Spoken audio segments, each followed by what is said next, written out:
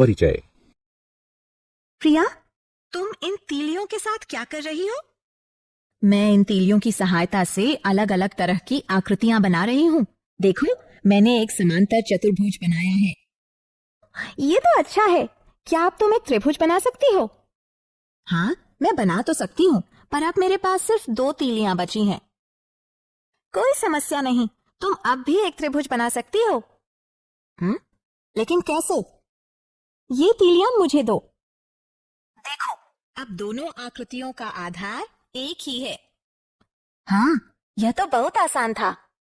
आओ, इस अध्याय में हम ऐसी ही और भी आकृतियों के बारे में जानते हैं। उद्देश्य। इस पाठ के अंत में आप निम्न करने में सक्षम हो जाएंगे। एक ही आधार पर तथा एक ही समांतर रेखाओं के बीच की आकृतियां बनाना। एक ही आधार पर तथा एक ही समांतर रेखाओं के बीच के समांतर चतुर्भुजों को समझना।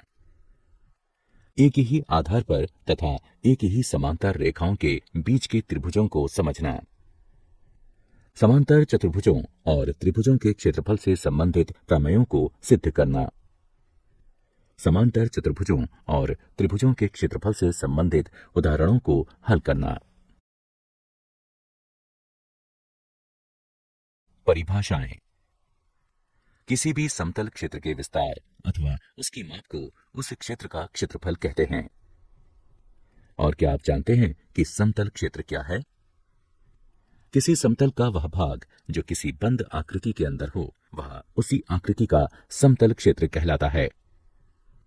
दो सर्वांग सम आकृतियों के क्षेत्रफल समान होते हैं, लेकिन समान क्षेत्रफल वाली आकृतियां सर्वांग सम हों यह आवश्यक नहीं है। किसी आकृति के क्षेत्रफल को AR से भी दर्शाया जा सकता है। उदाहरण के लिए, त्रिभुज ABC का क्षेत्रफल के स्थान पर AR ABC भी लिखा जा सकता है।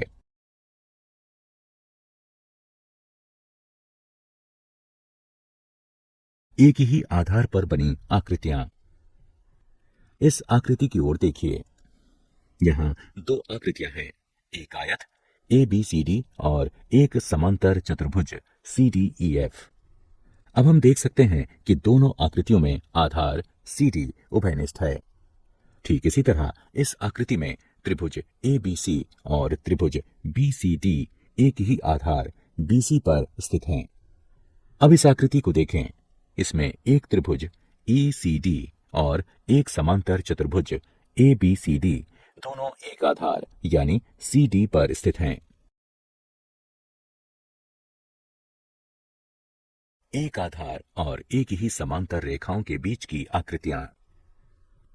अब इस आकृति की ओर देखें। हम देख सकते हैं कि समांतर चतुर्भुज ABEC तथा समांतर चतुर्भुज ABFD में आधार AB उभयनिष्ठ है।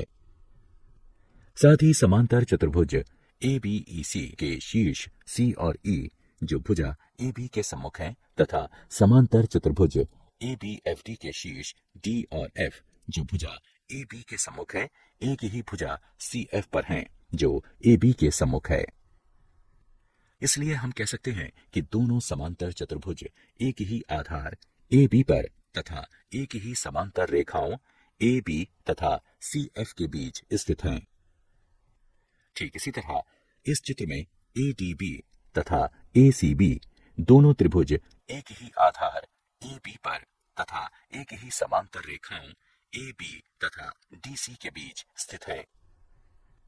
इसलिए 2 आकृतियां यदि एक ही आधार पर स्थित हैं और उभयनिष्ठ आधार के सम्मुख स्थित उनके शीर्ष एक ऐसी रेखा पर स्थित हैं जो आधार के समांतर हैं, तो वो आकृतियां एक ही आधार और एक ही समांतर रेखाओं के बीच की आकृतियां कहलाएंगी। एक ही आधार और एक ही समांतर रेखाओं के बीच स्थित समांतर चतुर्भुज। प्रमेय। एक ही आधार और एक ही समांतर रेखाओं के बीच स्थित समांतर चतुर्भुजों के क्षेत्रफल समान होते हैं। आइए इस प्रमेय को सिद्ध करें।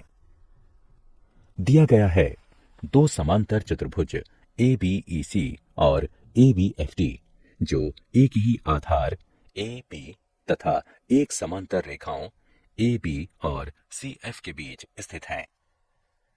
हमें यह सिद्ध करना है कि ABEC का क्षेत्रफल बराबर है ABFD के क्षेत्रफल के। त्रिभुज ADC और त्रिभुज BEF में कोण ACD बराबर है कोण BEF के, क्योंकि ये समांतर रेखाओं AC सर्वांगसम BE तथा त्रियक रेखा CF के संगत कोण हैं। इसे समीकरण 1 से चिन्हित कीजिए। कोण ADC बराबर है कोण BFE के, क्योंकि ये समांतर रेखाओं AD सर्वांगसम BF तथा त्रियक रेखा CF के संगत कोण हैं। इसे समीकरण 2 से चिन्हित कीजिए। इसलिए त्रिभुज के कोण योग गुण के अनुसार कोण CAD बराबर है कोण EBF के। इसे समीकरण 3 से चिन्हित कीजिए। साथ ही AC बराबर है BE के। ये समांतर चतुर्भुज ABEC की सम्मुख भुजाएं हैं। इसे समीकरण 4 से चिन्हित कीजिए। इसलिए ASA नियम द्वारा समीकरण 1, 3, 4 का प्रयोग करते हुए त्रिभुज ADC और त्रिभुज BEF सर्वांगसम हैं।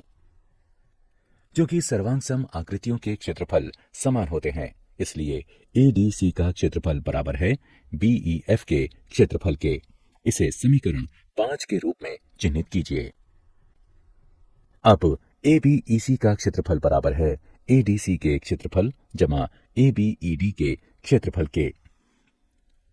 हम जानते हैं कि ADC बराबर है BEF के, इसलिए हम इसे इस तरह भी लिख सकते हैं कि समीकरण 5 का उपयोग करते हुए ABEC का क्षेत्रफल बराबर है BEF के क्षेत्रफल जमा EDAB के क्षेत्रफल के, जो ABFD के क्षेत्रफल के बराबर है।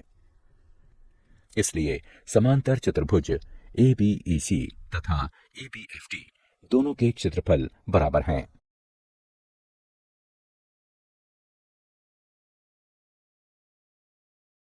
प्रमेय का विलोम। अब हम सिद्ध कर चुके हैं कि एक ही आधार और एक ही समांतर रेखाओं के बीच स्थित समांतर चतुर्भुजों के क्षेत्रफल समान होते हैं। इस प्रमेय का विलोम भी सत्य है, जिसके अनुसार एक ही आधार पर स्थित समान क्षेत्रफल वाले समांतर चतुर्भुज एक ही समांतर रेखाओं के बीच स्थित होते हैं।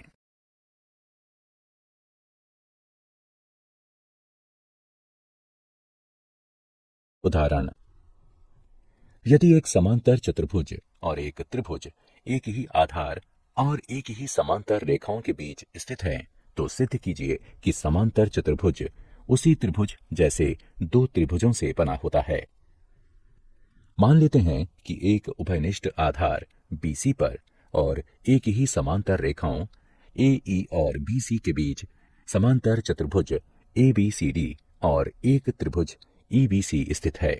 अब सिद्ध करते हैं कि समांतर चतुर्भुज ABCD त्रिभुज EBC जैसे दो त्रिभुजों से बना है। रचना: रेखा AC खींचिए। चूंकि विकर्ण AC समांतर चतुर्भुज को दो बराबर भागों में बांट रही है, इसलिए समांतर चतुर्भुज ABCD त्रिभुज ABC से दुगना है।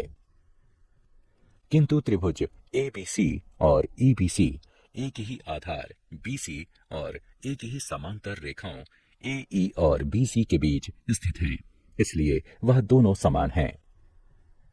इसलिए समांतर चतुर्भुज ABCD त्रिभुज EBC जैसे दो त्रिभुजों से बना है। इति सिद्धम। एक समलंब ABCD है, जिसमें AB सर्वांग है DC के। विकर्ण AC और BD एक दूसरे को O पर काटते हैं। सिद्ध कीजिए कि त्रिभुज AOD का क्षेत्रफल त्रिभुज BOC के क्षेत्रफल के बराबर है। हल: यह देखा जा सकता है कि त्रिभुज DAC और त्रिभुज DBC एक ही आधार DC पर और एक ही समांतर रेखाओं AB और CD के बीच स्थित हैं। इसलिए त्रिभुज DAC का क्षेत्रफल बराबर है त्रिभुज DBC के क्षेत्रफल के।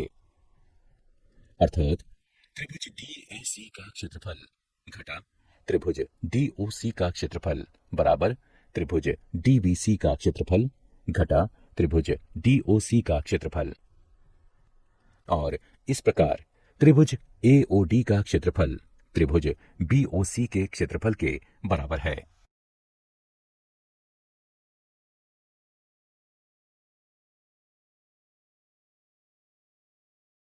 एक ही आधार तथा एक ही समांतर रेखाओं के बीच स्थित त्रिभुज। प्रमेय। एक ही आधार या बराबर आधारों और एक ही समांतर रेखाओं के बीच स्थित त्रिभुजों के क्षेत्रफल समान होते हैं। दिया गया है एक ही आधार BC और एक ही समांतर रेखाओं BC तथा AD के बीच स्थित दो त्रिभुज ABC और DBC हैं। सिद्ध करना है त्रिभुज ABC का क्षेत्रफल बराबर है त्रिभुज DBC के क्षेत्रफल के। रचना। B से होते हुए CA के समांतर E पर बनी DA को काटती हुई BE खींचिए और C से होते हुए BD के समांतर F पर बनी AD को काटती हुई CF रेखा खींचिए। उत्पत्ति। निर्माण के अनुसार हमारे पास दो समांतर रेखाएं BE और CA हैं और BC EA के समांतर है, ये हमें दिया गया है। इसलिए चतुर्भुज BCAE एक समांतर चतुर्भुज है। ठीक इसी तरह BCFD भी एक समांतर चतुर्भुज है। अब समांतर चतुर्भुज BCAE तथा समांतर चतुर्भुज BCFD एक ही आधार BC तथा एक ही समांतर रेखाओं BC तथा AD के बीच स्थित हैं। इसलिए समांतर चतुर्भुज BCAE का क्षेत्रफल बराबर है समांतर चतुर्भुज BCFD के क्षेत्रफल के। इसे समीकरण 1 से चिन्हित कीजिए। हम जानते हैं कि समांतर चतुर्भुजों के विकर्ण उसे बराबर क्षेत्र वाले दो त्रिभुजों में बांट देते हैं। इसलिए त्रिभुज DBC का क्षेत्रफल बराबर होगा समांतर चतुर्भुज BCFD के क्षेत्रफल के आधे के। इसे समीकरण 2 से चिन्हित कीजिए। और त्रिभुज ABC का क्षेत्रफल बराबर है समांतर चतुर्भुज BCAE के क्षेत्रफल के आधे के। इसे समीकरण 3 से चिन्हित कीजिए। अब समीकरण 1 से समांतर चतुर्भुज BCAE का क्षेत्रफल बराबर है समांतर चतुर्भुज BCFD के क्षेत्रफल के। इसलिए समांतर चतुर्भुज BCFD का आधा क्षेत्रफल बराबर है समांतर चतुर्भुज BCAE के आधे क्षेत्रफल के। इसलिए सिद्ध होता है कि त्रिभुज ABC का क्षेत्रफल बराबर है त्रिभुज DBC के क्षेत्रफल के। इस प्रमेय का विलोम कथन भी सत्य है, जिसके अनुसार समान क्षेत्रफल वाले दो त्रिभुज जिनके आधार एक ही हैं या बराबर हैं, एक ही समांतर रेखाओं के बीच स्थित होते हैं।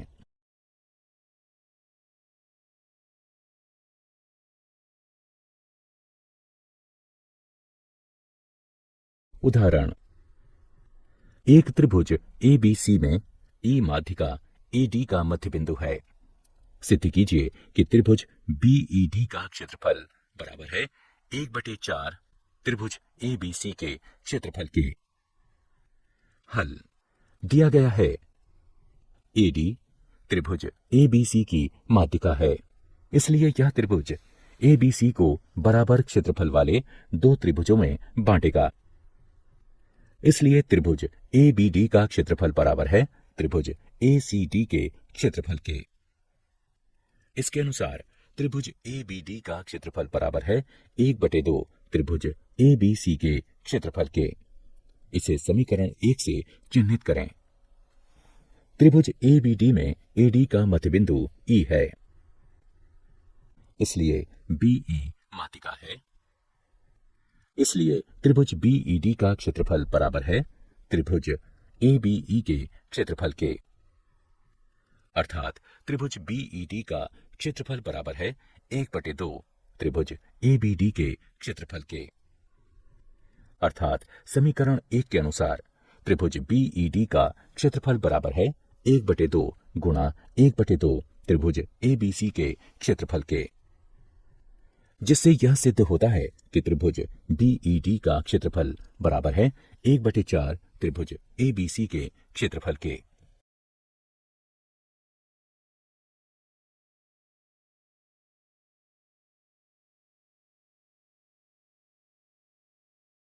सिद्ध करिए कि किसी समांतर चतुर्भुज के विकर्ण उसे बराबर क्षेत्रफल वाले 4 त्रिभुजों में विभाजित कर देते हैं। हल। हम जानते हैं कि समांतर चतुर्भुज के विकर्ण एक दूसरे को समद्विभाजित करते हैं, इसलिए O AC और BD का मध्य बिंदु है। त्रिभुज ABC में BO माध्यिका है, इसलिए यह इसे बराबर क्षेत्रफल वाले 2 त्रिभुजों में विभाजित करेगा।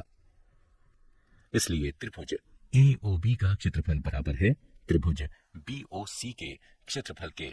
इसे समीकरण 1 से चिह्नित करें। त्रिभुज BCD में CO माध्यिका है, इसलिए त्रिभुज BOC का क्षेत्रफल बराबर है त्रिभुज COD के क्षेत्रफल के। इसे समीकरण 2 से चिह्नित कीजिए। ठीक इसी तरह त्रिभुज COD का क्षेत्रफल बराबर है त्रिभुज AOD के क्षेत्रफल के। इसे समीकरण 3 से चिह्नित करें। समीकरण 1, 2 और 3 से हमें यह पता चलता है कि त्रिभुज AOB का क्षेत्रफल बराबर है त्रिभुज BOC के क्षेत्रफल के, जो कि बराबर है त्रिभुज COD के क्षेत्रफल के, जो कि बराबर है त्रिभुज AOD के क्षेत्रफल के। इसलिए यह सिद्ध हुआ कि किसी समांतर चतुर्भुज के विकर्ण उसे बराबर क्षेत्रफल वाले 4 त्रिभुजों में विभाजित कर देते हैं। क्या आप जानते हैं, सिकंदरिया के हीरोन 1 शताब्दी ईसा पूर्व ने त्रिभुज के क्षेत्रफल के सूत्र की खोज की थी। गणित के इतिहास में वह सबसे अधिक इसी सूत्र के कारण जाने जाते हैं, जिसका नाम उन्हीं के नाम पर है।